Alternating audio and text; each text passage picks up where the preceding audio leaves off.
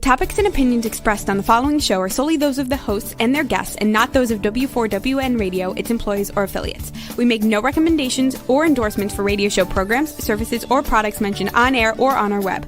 No liability, explicit or implied, shall be extended to W4WN Radio, its employees, or affiliates. Any questions or comments should be directed to those show hosts. Thank you for choosing W4WN Radio. Are you ready to take a journey? Let's connect with the healers of the world. It's that time. It's time for the Language of Healing on W4WN Radio and Talk 4 TV. Now here's your host, Dr. Nicole Fortin. Hello, everybody. Welcome back to another episode on the Language of Healing here on W4WN.com. And Happy New Year. We're now in 2026. Officially, it's happened. My guest and I, for today, we were just talking about how freezing it's been here, but also how beautiful. We've got this thing called hoarfrost, where the trees become all crystally with ice and snow, and with all of the lights from the season, like the holiday lights wrapped around trees and people's homes. It's so pretty, and it's also so cold. So. But we've overcome that hurdle of the darkest day of the year. Here we come, emerging the light. And today we're talking about our light bodies, some plasma consciousness, and some revolutionary work from our guest, Rita Cumming. Let's just invite her on and give her a big welcome. Hello. Thanks for joining us again. I just love having you on and love having conversations with you because you have such an expanded view of energy, like the healing connection between our physical and energetic bodies. And, you present it in a very well thought out, grounded way. And being an educator yourself, you've got lots of experience in sharing your wisdom and knowledge experience. So thanks for coming and joining us again. And thanks. I love interacting with you. We always have fun on this topic. Yeah. And there's such a vast amount of information that one has to, not just myself, anybody in this has to really reflect, because there's so many places you draw on, and somehow you have to be able to bring it together. So it does make some sense. Yeah. Because some of these foundation. It's a foundation of all of it. Right. Because it is so innate, in us, but it's also not so concrete or tangible. It's hard to put words to it or describe, this energy that surrounds us and is us, within us, how we interact with, the microcosm to the macrocosm. Mm-hmm. But it's like a deep principle of Chinese medicine and a lot of healing modalities that we're not separate from those things. So how can we bring it together and use it to our advantage, have better health and, prosper in life? And also I'd like to add that's one of the reasons I encourage multiple modalities, because here you're an acupuncturist, I'm a polarity practitioner and cranial sacral therapist. And we both are based in an energy-based systems. Yeah. They are not the same. They each bring something and they each don't have something that the others offer. And so by doing multiple modalities, we tap into those things that are outside of our primary ones, and the person benefits with the more complete. Definitely. It's like the longitudes of the globe, they like from South Pole to North Pole. There's so many different channels, but they're all joining at certain points. So in a way it kind of makes sense to have a balance, open view of different modalities, because if you're just on one pathway, there's benefit to balancing it out with maybe something from this side and mm-hmm. Yeah. Okay, you know what else is really interesting, Rita, that we're joining today? It's January 6th, and you were sharing with me the significance or that this is, a bit of an auspicious day. it's dive into that, share a little bit about that. oh, it's amazing when, I mean, we're talking January 6th, which is Epiphany, when the wise people came to see baby Jesus. But then and we always put it, everybody puts it at Christmas because it just makes the thing more celebratory. Right. But also, Epiphany isn't just a Christian thing. It is a time when so much more becomes apparent. It's an expanded time of awarenesses and I'm going to say gifts on another level to all of us. And then on top of that, it turns out, what is it, the year of the horse? Coming into, yeah, I believe that it's February 17th that we transition that lunar calendar from the year of the snake, the wood snake, into the fire horse.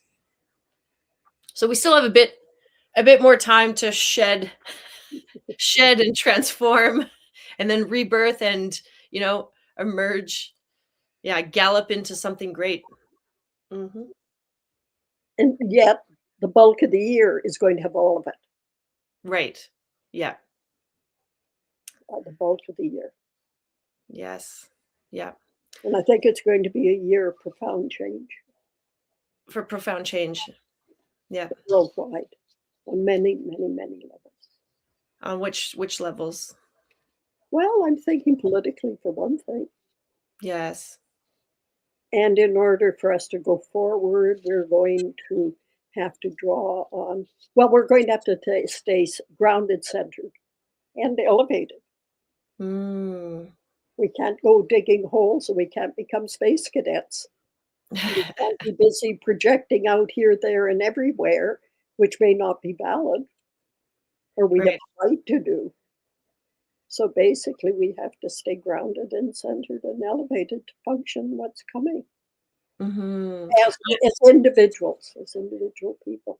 Yeah, and I think a big part of this past year has been, a lot of things are confronting, like have been brought to the surface. Like, literally, if you think about that snake shedding energy, it's like everything comes up and then can be released. So it's been a bit difficult. I've had experience and just speaking with other people or in my practice, the things that we've had to confront. But that's where you get, the illumination from it. If you shed light on it, then it's not in the shadows or not hidden deep within. And I believe that's how we can stay more grounded, centered, and elevate ourselves. And there's new energies coming in. They're finding new beings. They're finding new life forms and arising in the ocean, as one example. Oh, the ocean. Is that what you said? Yes, and there's a new gut organism that I have just recently read about. Oh. And it's been referred to as possibly a new life form. Okay. So there's more and more coming all the time. And it's great. It's coming from many different levels. And I just had a flash now. I think it was the 24th, I believe, of December, or the 22nd. I saw it on the morning newscast of CTV. And there was a purple mist over the community of Delta, just outside Vancouver. It was purple. And the population saw it. Oh, that gives me goosebumps, actually. It's kind of cool. They were in awe. It was interesting. I made a note of it. They were in awe. They were inspired. So the new is coming in despite everything else breaking down and us having to process all this stuff, running into our various fears, etc. By staying grounded and centered. And as Willi, Ursula, one of my instructors many years ago, said, elevated. She'd been working on me and during and after the session, because when I went to New Mexico, I always booked a session with her. She taught me in 1992 when I last had a session, I think about 1918 or 2018, was each time. And at the end, I said, I feel grounded, I feel centered. And she said, and elevated. And what? Sorry, I missed that there. Elevated. Oh, elevated. Yes. And anyway, it's interesting floating into this. And I was about to send a Christmas greeting. I know she wasn't a Christian, she was spiritual, but I always send touch base with her. And I thought, gee, I'm going to check the internet before I make this. And I found her obituary. Oh. Mm-hmm. So I was surprised. And I'd been thinking about her when I was going out for Christmas dinner somewhere. And Ursula was here on the left-hand side of my head, and she was happy as a dickens. Mm. And so I was happy for her. I was anyway. Yes. I was happy for her transition. Yes. Profound healing. Mm-hmm. Lots of transitions, you know, some that have chosen to move on and upwards, and some of still doing the work, you know. Yeah. And I have visibly, because of the nature of what I do, I work with the blue bars. They teachers' guides, protectors. I have seen during the war in Gaza, where I've seen entities rising. They're leaving. The first time I encountered it was actually at writing on stone where entities ancient and those from antiquity had been reawakened and were rising up and leaving finally. So this is our topic for today around well, last time you were on, you shared you know, the story of your friend, someone you personally knew in physicality realm, who had passed, and a photo of her after she had, you know, elevated and passed on from this physical realm, and standing there. So it was Willi's life body, and you shared a bit of the story. Now we're going to dive into a little bit more of this, what these blue bars are, and the writing on stone. Should we just pop a little photo here, so, you know, regroup what we're talking about? I was going to say, before we do that, do you mind my interjection? Yes. To go back to Willi in that image. Yes. Are you comfortable with that? Oh yes, go ahead. Yeah, let's just pop it up on the screen. Juan, if you could, you talk Willi's light body. Hey, and I'm coming to the conclusion. Okay, firstly, for anybody who wasn't there, this photo was taken outside of the Vatican by her sister. It was taken on a single lens reflex camera. And much to her surprise, she has the image of her sister outside the Vatican with the physical bodies of other people showing in the picture as well. And so I cropped it down, and lo and behold, I got this much clearer image of her. And if you look carefully, you see the swirling energy around her. Mm-hmm. And it would appear to be a torus or a donut. And Jill Peirce, I don't know if people are familiar with her, or I know her as an overtone chanter. I did a workshop with her one time. She is a Buddhist. She does workshops in Britain and here in BC, or in British Columbia in Canada. And the book is The Mystic Spiral, and she talks about the universe and man's consciousness. The macrocosm and microcosm consist of a continuum and a dynamic whole, expressed by the spiral, when instead of ending, it drawn either around the sphere so that it joins with itself by spiraling through its own middle. This symbol, which is perpetually turning on itself, expanding and contracting, has interchangeable center and circumference, is neither beginning nor end. It'll be referred to as a spherical vortex by her. I call it a donut, or in the torus, and it keeps reappearing in the blue bars. And I personally have found, again, it's continuously happening with me. I find that if I'm running currents up and down, the back side to side and the back and forth, if they are happening concurrently, I find the donut is beginning to happen spontaneously. But Yeah. it takes the three of them happening at the same time for this to begin to happen. I have found, I'm not talking from reading or research, I'm talking about experiential. Right. And if they're not working in unison, then is that when, flow stops? No, I'm not sure. I'm really not sure because I've started finding these currents would start spontaneously, but I usually found it was side to side, which is very settling mentally. And then I found up and down, feet to head, the grounding. And I came to the conclusion it's also grounding of higher energies. It's bringing higher energies into physicality.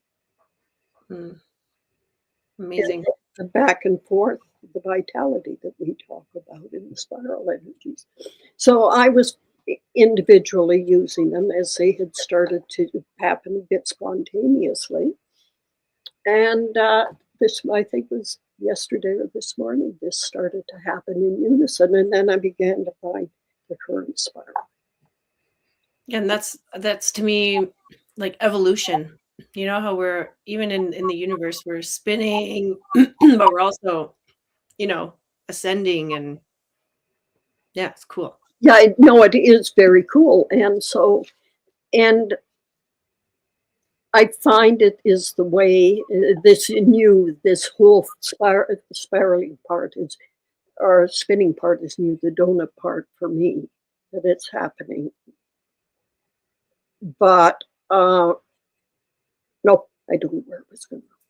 Well, this image is incredible, and like you said, from the 90s, and unedited. And one more thing, and then we can flip. I believe the white portion of her body is the plasma body. Oh, okay.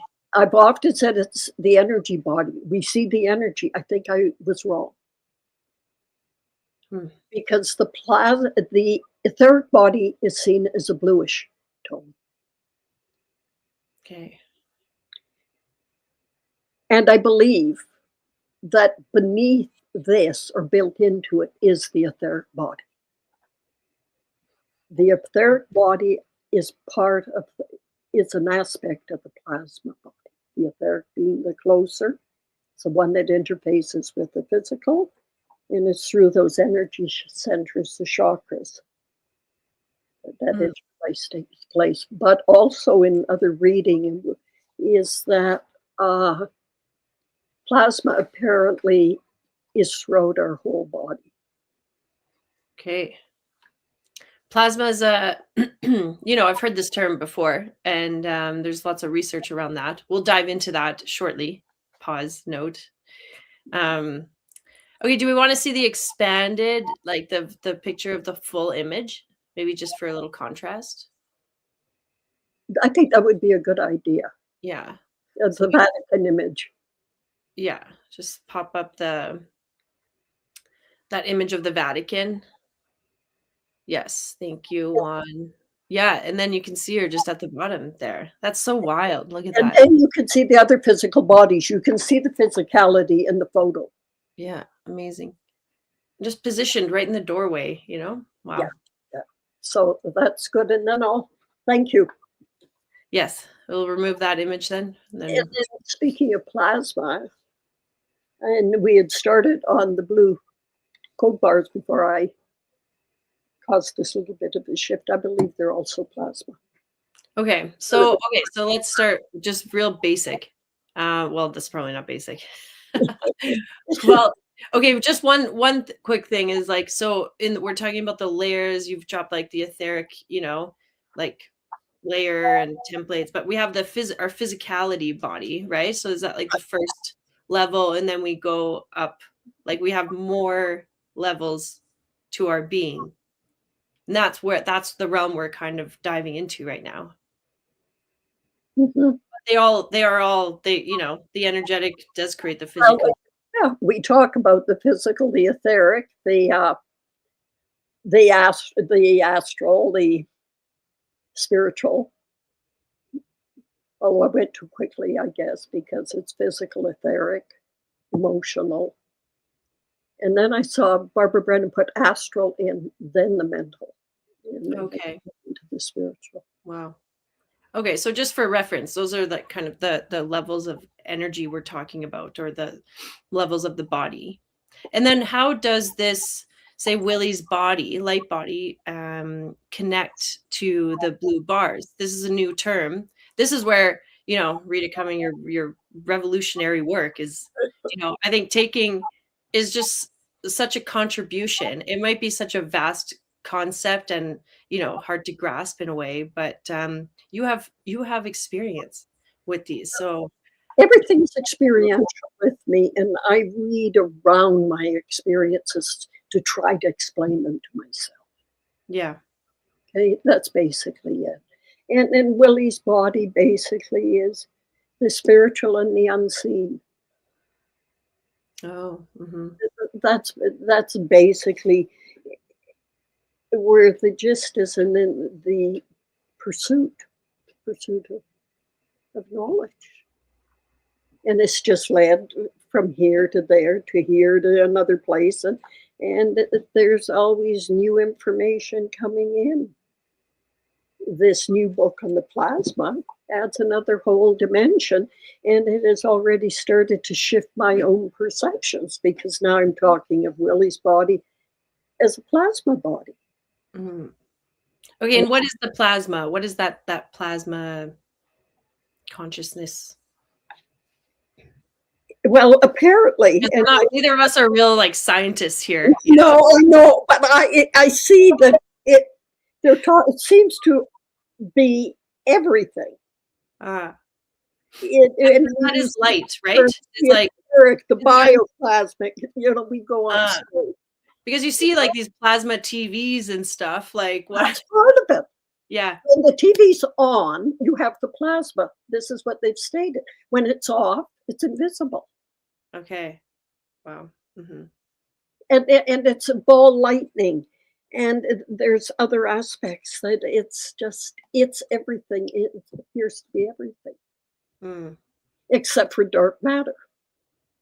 Okay. Except for dark matter. Let's see if I made a note here. Plasma is what?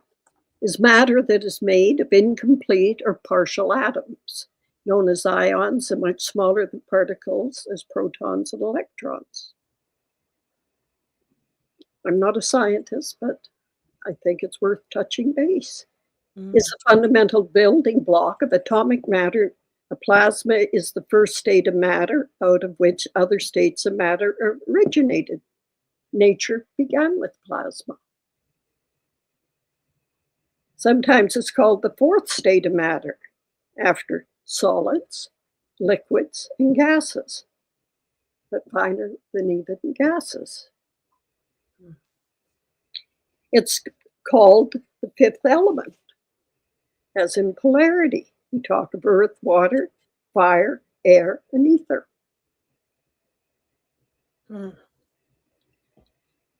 As for, or most part, it's invisible to the optic nerve.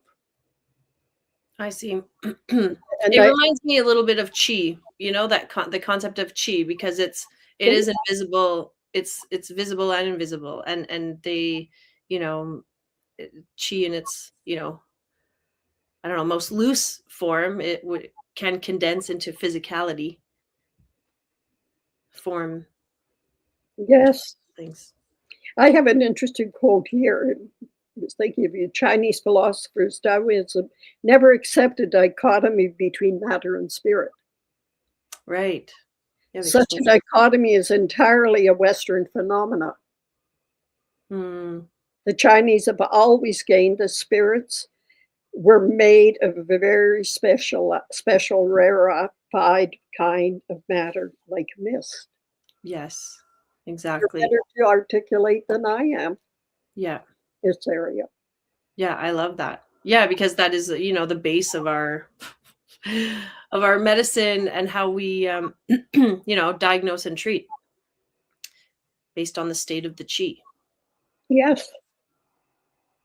Yeah, And it takes some like, it took me quite a few years to really grasp that concept and start to see it in my practice. So I can appreciate the total if it's the first time you're hearing it or or you're not really well versed in it, it's just a different concept, different way of presenting the information.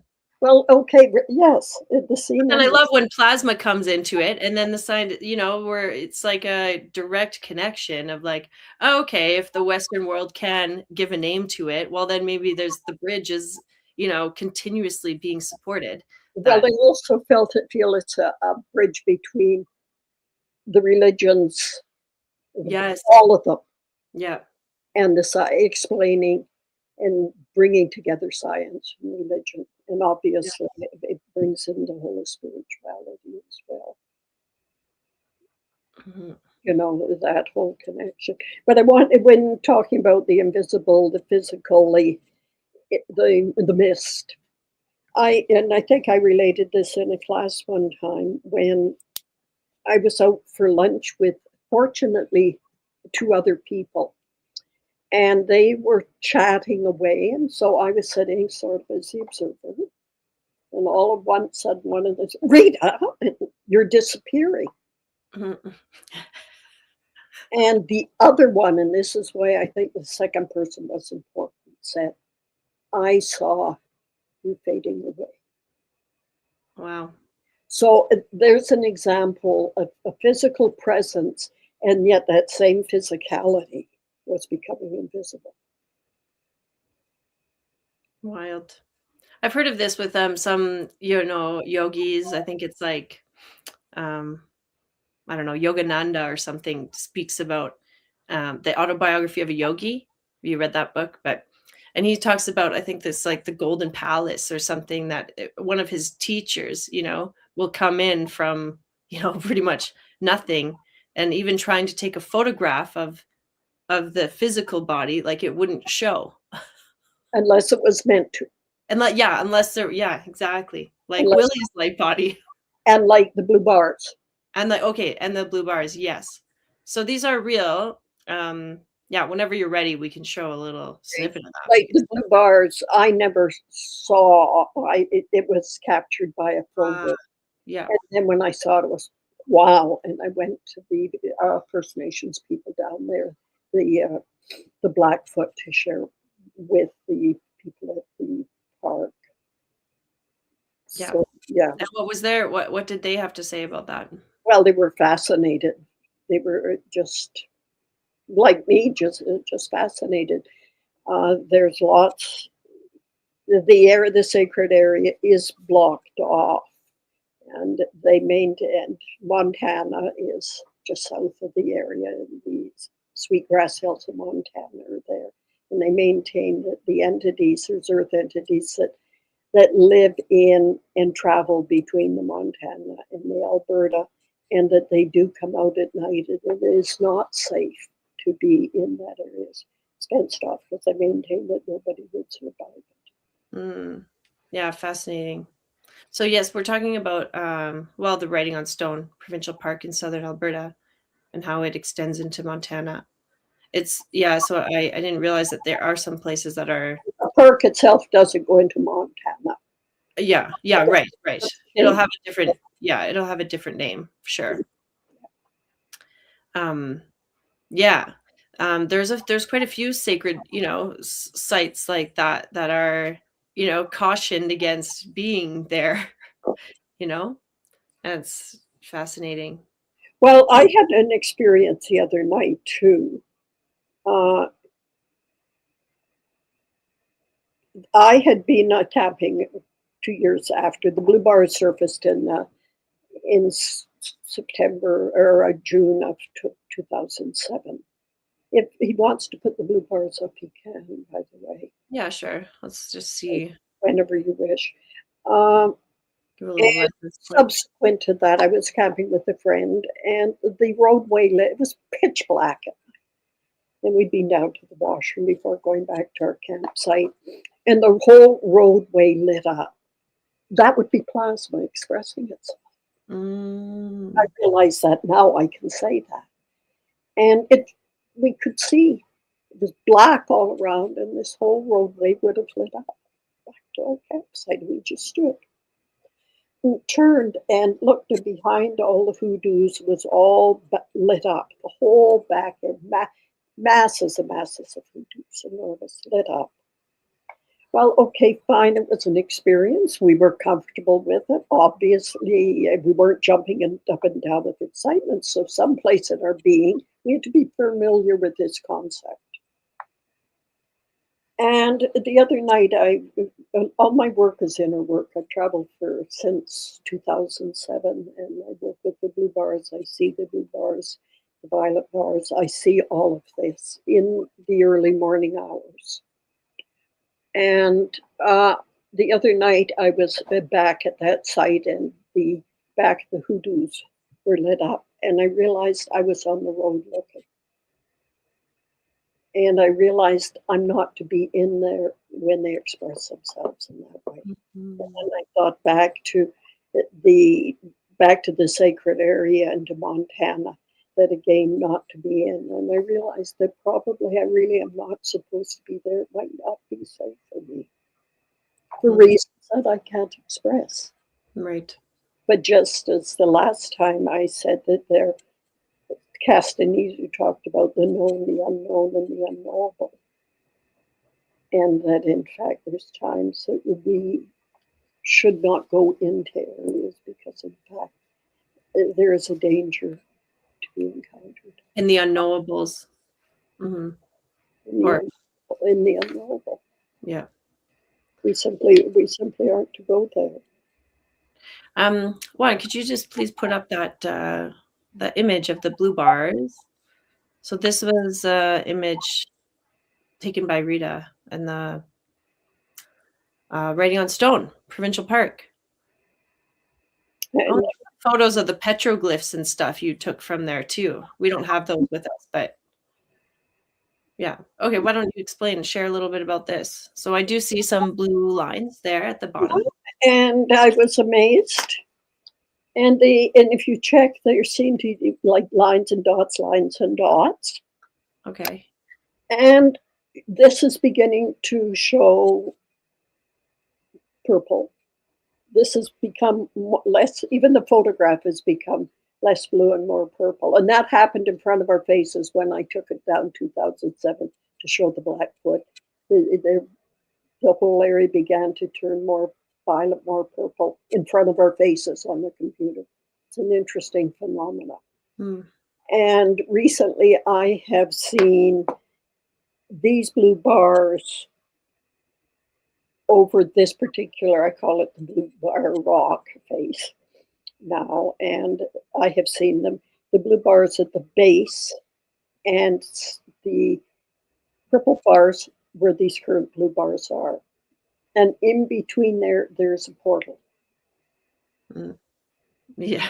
Which that's why you're cautioned against going into that. If you see that happening, if the plasma expresses itself, it's like you could get swept away and recreated into something else. You know? Yeah, well, everything happens internally. Okay, I mean, it's the early morning hours. It's my third eye in this aspect. It's very activated. I see absolutely clear, except when I'm not supposed to. And I was taken in through there, and I have met what was called what I've called the dancing rings, and they were individuals who are captured within these locked rings, and they were this dancing position one can see with Indigenous materials at times, and but the rings were alternating. And if you ever saw the TV show, was it Star? What was it Yeah, the called? Stargate. I know. Star, I it's was. that same concept. Yes. Wow. And partway through, in 2009, I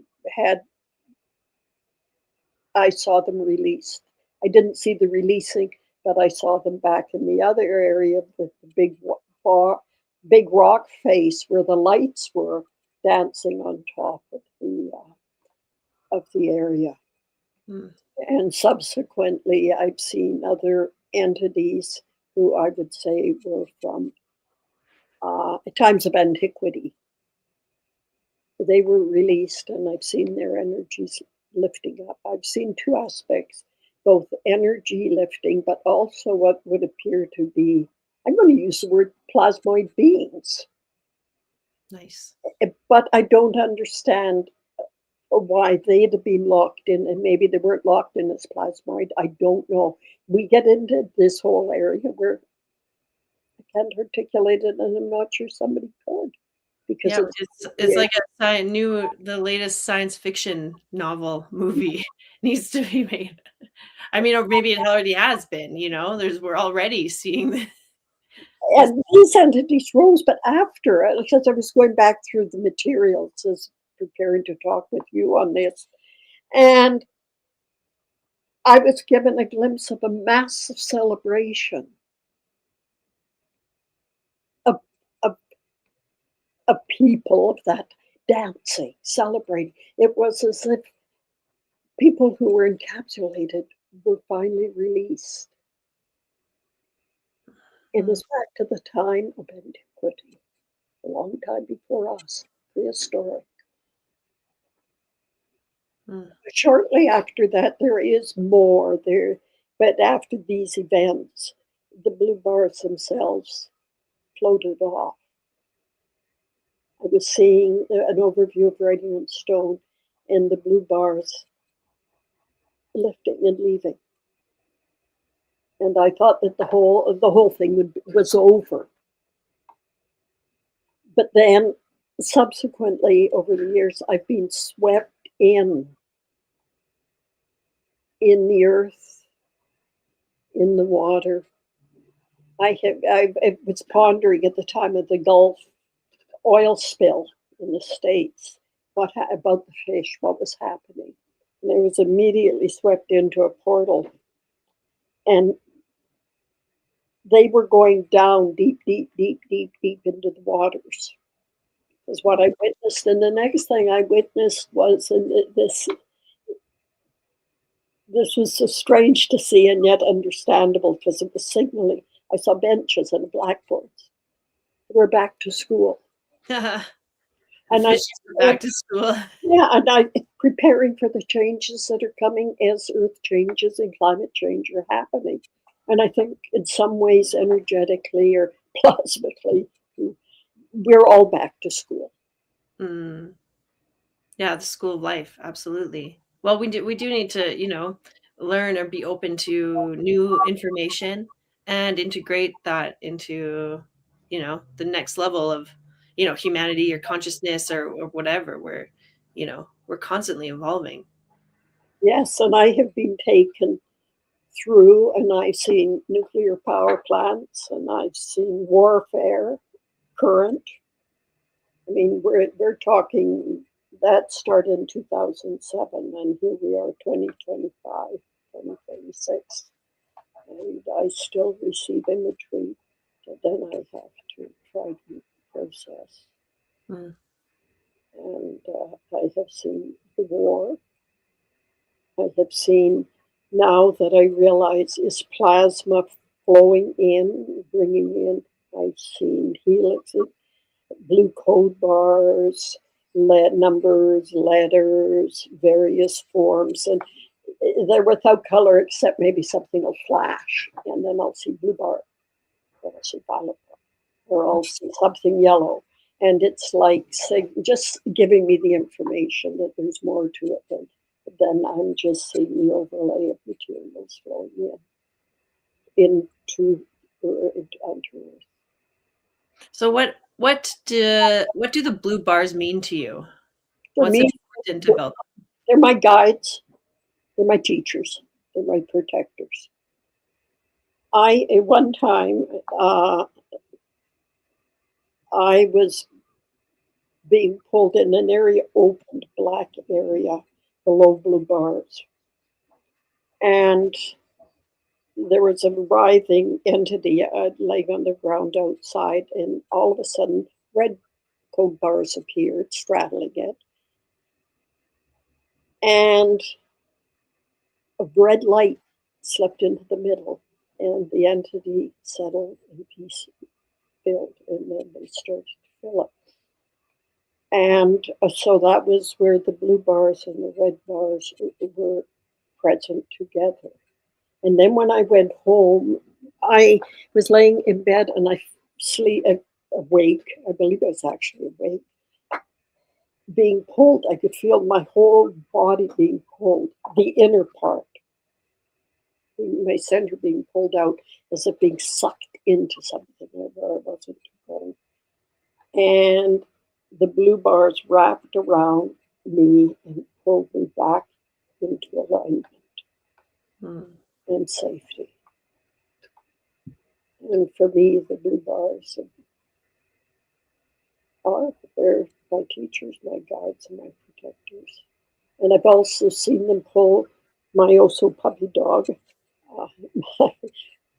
my Chow Cross that I got in New Mexico in 1992. He passed at 19. And I have seen him being pulled into a snuggle in his elder years. And the day my phrase, I helped him to the other side of life, I was holding him as I do all my pets to the injection. I just hold him. And I felt his little one paw just flipped and he was gone. And then, so I was holding physicality. Within seconds, I was holding energy. I could feel it. And then I moved to pure joy.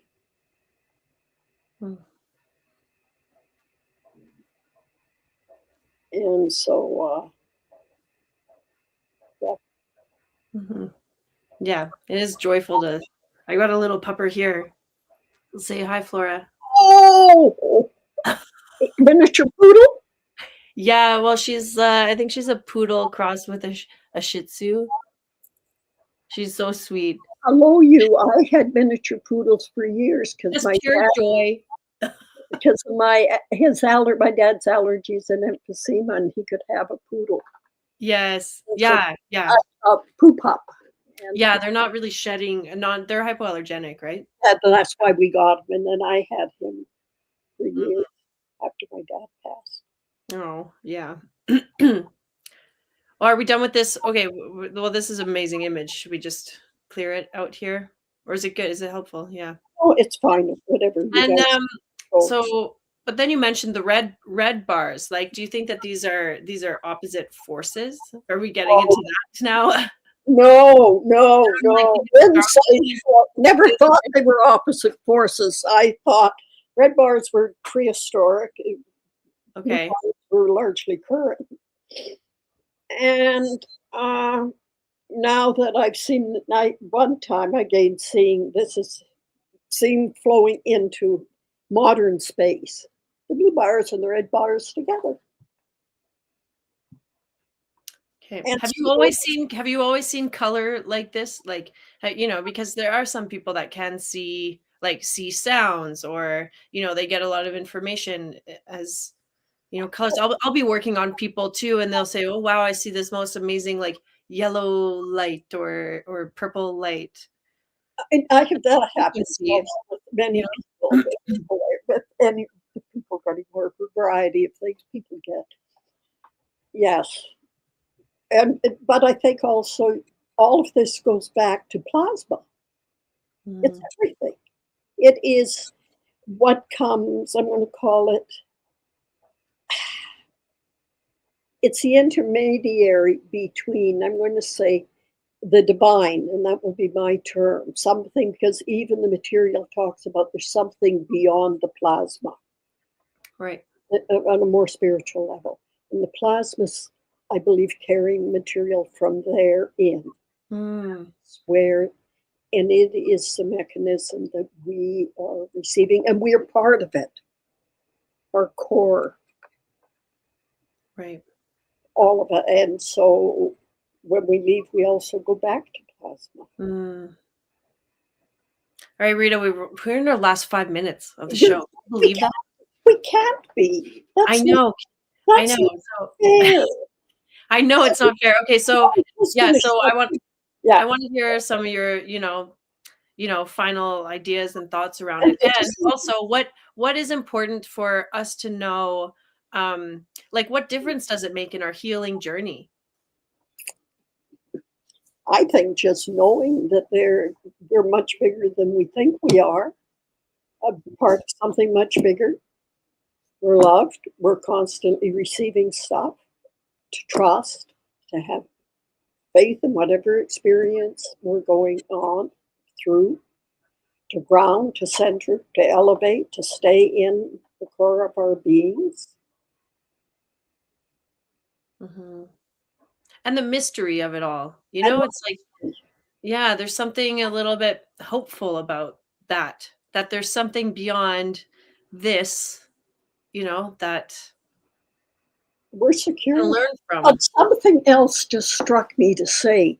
There is, and it's to be very careful, it's back to that. There are dark plasmas as well, which can impact. And thus, don't get into the unknown, and also to use protections, to call in protections. Use the right guides, use the right sources, cut out of our energy work so we're not picking up. There's but I want to come back. You said about the red and blue in conflict. No, they're not. The blue bars have taken me in, and the red light has floated in, and they work together. Oh yes, and then to make the violet or something, or some,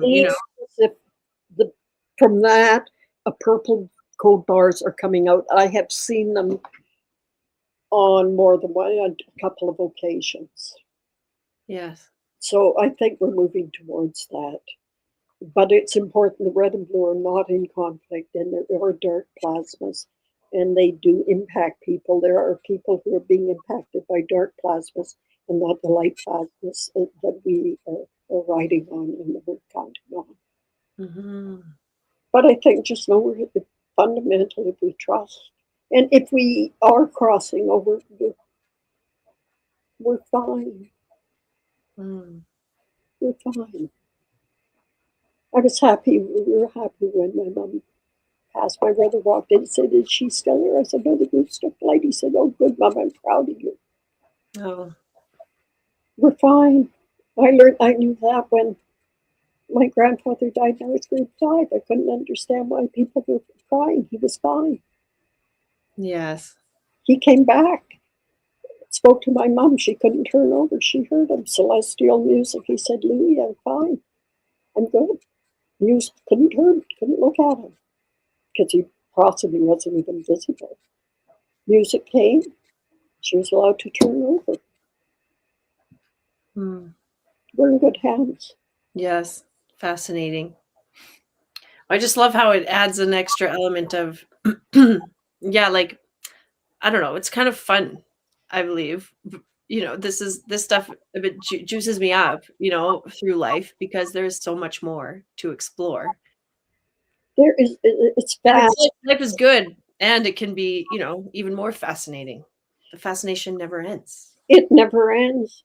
And like here, I'm talking to you. I have shifted position on understanding since we last talked. Right. Through reading something new. Dr. Stone, founder of polarity therapy, would have been into this up to his eyebrows digging in. Yeah. We can't have everything solidly. It's not solid. Right. Staying open and curious is a critical key to life. But also be cautious. And cautious, yes. Yes. Maybe like that the story that you shared of being like, you felt in the core being kind of tugged away, and then the blue bars to you just scooped you back in. They literally pulled me back into alignment. And I think we have to be grounded. We have to stay centered. And also come to, and that I would glad Ursula added. And any last minute tips on how to stay grounded and centered? For me, it's feel your feet. Yeah, feel your feet. Just feel your feet. And I often, lately, I've just going, something's coming up, no, and my feet will hit the ground. Or feet. If I say feet, I find I activate the third eye. I'm aware of it. It isn't seeing a lot of stuff here, but I'm aware. Yes. Yeah, and from the feet to the third eye, that forms a Seems to be a connection. I'm not consciously going to the third eye. Right. When it hits, I'm then back into the core of my being, and also, and the heart will start activating too. I just had somebody in a Tibetan bowl player, a good friend of mine. He's had it over at their place. He's about 20 bowls. He's been doing it for years. My whole area through basically high heart area up through the third eye all started more clearing and more releasing. And this goes on constantly. This isn't something that, we do it and it's done. Yes, constantly working, evolving, playing with life, having fun. And we get information in stages. Here's all the blue bar materials, not even all of them. Yes. Oh, wow. Wonderful. And it keeps coming, and more will come. And I've decided this is my new focus. That I'm cutting back on other things. I am to focus on this area now. Oh, wonderful. I'm so happy to hear that. And I'm thrilled that you've come here to share it and, just get that momentum starting, because you have, obviously a whole documented book of your experience. And thank you for giving me the impetus. You brought me back. Absolutely. That's what this show is about. You know what I wanted to do this, share these ideas. And we have fun. Yeah, and fun. We have fun. All right, Rita, sadly, we've got to go for now. Life is good. Life is good. Yes. All right. Well, on that note, everybody, thanks for tuning in and listening again. We'll see you next Tuesday, 2 p.m. Eastern time on The Language of Healing. Thanks again, Rita. If you want to reach out to her. Of course, we'll talk. We'll talk. And that's with the territory. All right. Okay. Thanks much so much. love. Yes. Okay. Bye, everybody. See you next time. Wow, what a show today.